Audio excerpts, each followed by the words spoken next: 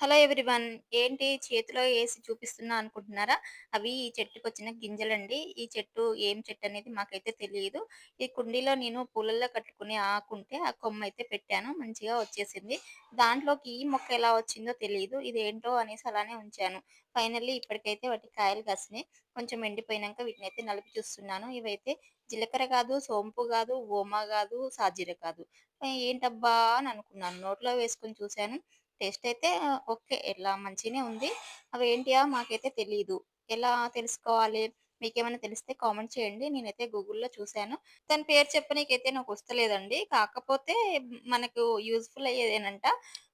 కడుపులో gastric problem ఉన్నా, అజీర్తి ఉన్నా ఇవి తింటే పోతుందనైతే ఇచ్చారు. ఒక ఔషధ మొక్కనే ఇదైతే. కాకపోతే ఇది ఎలా వచ్చిందో నాకు తెలీదు. మీకేమన్నా తెలిస్తే కామెంట్ చేయండి దీని గురించి. ఇంకా అదైతే ఉంచేసాను. ఈ వీడియో నచ్చితే మీరు లైక్ చేసి సబ్స్క్రైబ్ చేసుకోండబ్బా ప్లీజ్.